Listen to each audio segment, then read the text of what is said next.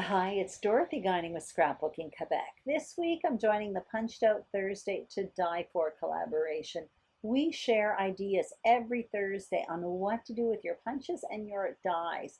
I'll put links to all the other participants below, so be sure to check out what they're up to this week. I'm going to be creating this simple layout and I'm going to show how leaf dies or punches can add a huge impact on the layout. Here are the consumables I'll be using, and it's all from Simple Stories, from different collections actually. And here are the tools I'll be using, and I will talk more about the tools throughout the process. And everything I use will be listed in the description box below. You don't need exactly what I have to create the look that I'll be creating in this layout. And throughout the process, I will talk about how having a few leaf dies or punches in your tool stash can go a long way. They are a great investment. So here's what's on my desk, and I'm added 3 photos in advance with Basil Vanilla Cardstock, which happens to match well with the off-whites and Simple Stories collections. I have some paper here. That diagonal print's actually going to be covered up. I have some stickers that I don't use. I have a handful of scraps, and I also have a bunch of wood grain scraps as well. That cardstock is from the Simple Stories Color Vibe Fall Collection. And I do have some alphas from Simple Stories as well, that little book. Again, all wood motifs. And there are the tools that I plan to use. So the first thing I'm going to do is prepare a foundation page. And I'm going to cut down this wood grain paper. This is from the Simple Stories Color Vibe Woods collection. I use it all the time. And this leaf print is from the Simple Stories Cozy Days collection. So I cut the wood grain paper larger. This one's going to be more narrow, and I am putting measurements for everything I'm doing on the screen.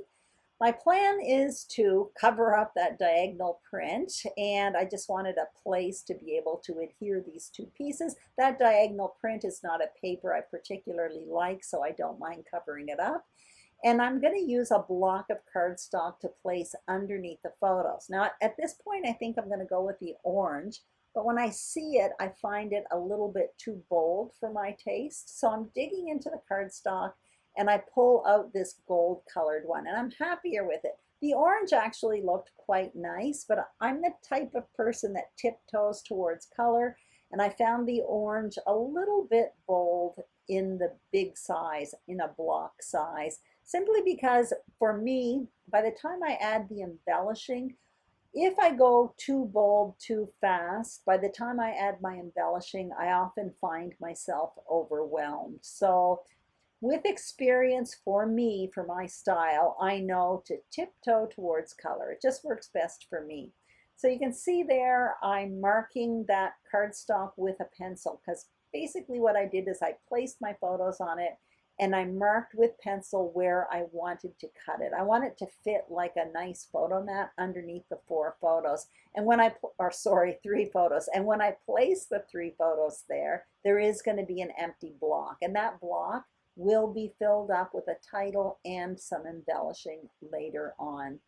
So I do want to have a piece of paper in between the wood grain and that leaf paper. So I'm digging into my scraps. That polka dot one is actually from the Simple Stories Safe Travels collection, but I decided to go with the plain orange cardstock instead. I don't need a 12-inch strip here because that photo block is going to be covering up most of the page. So I just am simply cutting down a little scrap of paper and I'll adhere it behind the paper at each end. And anyway, I'm adhering the paper to the foundation page, and then what you're going to see me do is adhere the photos to the photo block, but I will keep that photo block separate right now. What I want to do really is establish where my journaling is going to go. I know my title is going to go on that yellow block that's on that photo block, but I do want to have a journaling box that kind of drops down underneath, and that's what I'm creating right now.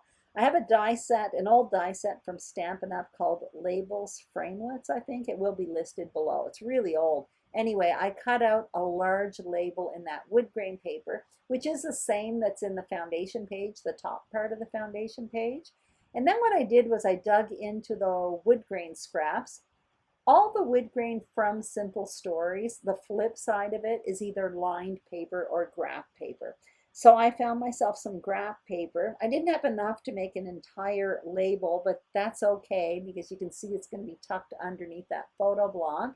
And I'm adhering that graph paper on top of that bigger block, just kind of like to mat it.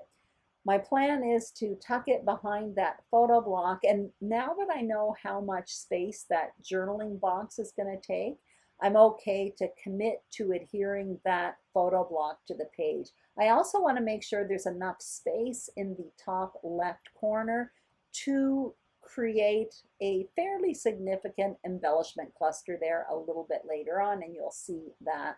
So I'm adhering this to the page there. I do want to point out I don't have a whole lot of journaling, so my journaling box is quite small.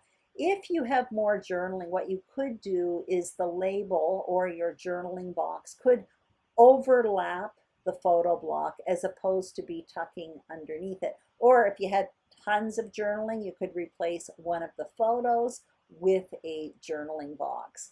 So once this is adhered, what I'm going to do right now is start creating embellishments. And what I did is I selected 3 die sets from my stash. Now, 2 of them are for leaves, and one of them does have leaves in it, but it's for mushrooms. Anyway, the first one I'm using here is called Detailed Leaves Thinlits, I think. That is from Stampin' Up. It's a retired one, and I'm just using 2 of the dies out of it. Typically, I could have used only that die set because in that particular die collection, there is a nice variety of leaves, but I have a lot of tools, so I dug into some other tools. Anyway, I cut out a few of the leaves in the yellow and green, but I'll go back off camera and cut out some more. You see me cutting out from the second collection now, and this is called Iconic Dies. It's a new one from Stampin' Up. I'm cutting out the mushrooms. Also in that collection, there are leaves, birds, and branches, I think. Now I'm digging into the third one. Again, another old one from Stampin' Up called Seasonal Layers Thinlits. I switched the plate on my Big Shot to the detailed plate, and it is a very detailed die, but I'm finding it a little bit of a pain in the butt to poke out, to be perfectly honest. You see me there with a paper piercing tool, and I am struggling a bit. I like my tools to work easier than this one here. Anyway, I continue doing this, and off camera, I cut myself out a few more of these.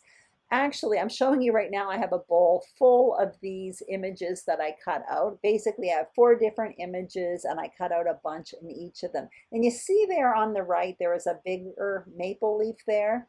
In the first die set I showed you, like I mentioned, there was a nice variety of leaves. There was also a detailed maple leaf. And for the fun of it, I cut one of those out. It's a little bit bigger than the ones I'm using, and it cut out much, much easier. There's no need for a die to be as difficult as the one I used there. Anyway, what you see me doing is creating a cluster right now in the top left. And what I'm doing is I started with the bigger ones, which were the maple leaves, and then I came in with the smaller ones, and I'm putting them in the clusters one at a time, just like you would build a flower bouquet in a vase. I'm doing the same thing in the bottom right around that journaling box. And what I'm doing is simply looking for something that is pleasing to my eye, coming in one piece at a time. That's it. I'm having a look at my sticker book there, trying to decide which letters I'll be using. I end up going with the darkest of them. It does match that wood grain paper, but it also happens to be the alphabet with the most letters in it. So I knew I wouldn't have trouble finding the letters for my title.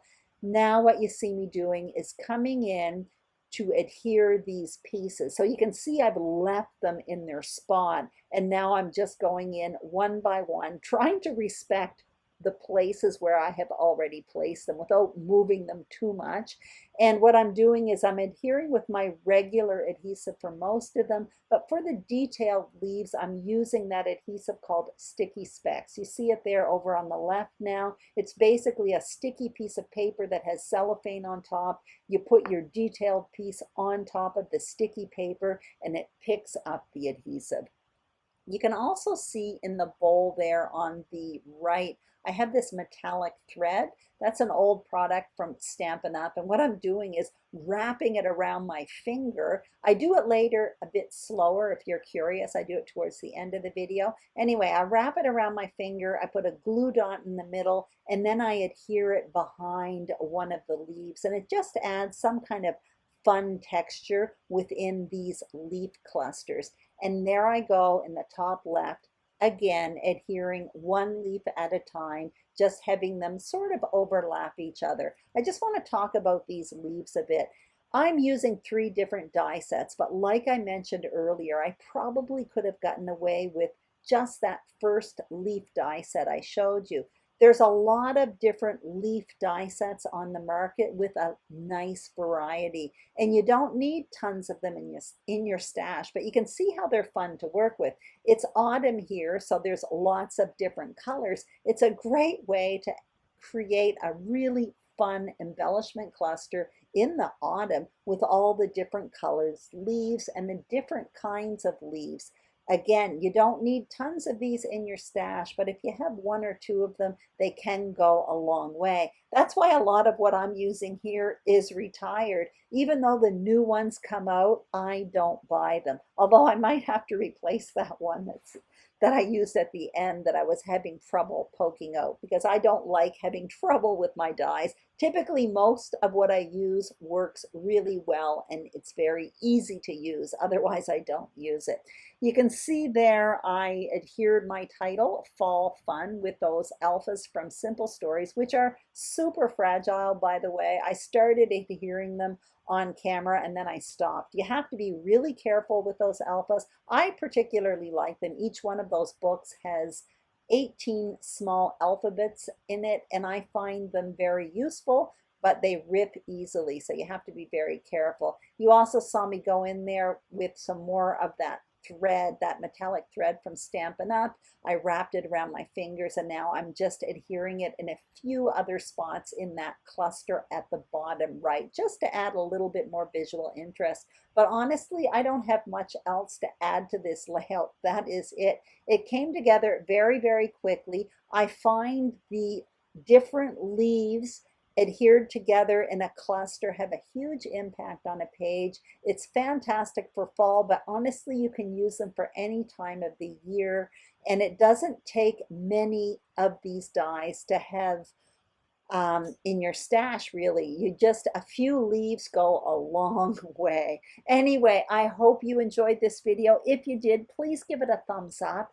If you haven't subscribed to my channel, Scrapbooking Quebec, I would be absolutely thrilled if you did. And if you are already subscribed, thank you so very much for your support. That is my kitty cat Chester, even though he wasn't nearby when I was filming. Actually, he was nearby. He just wasn't really in the film.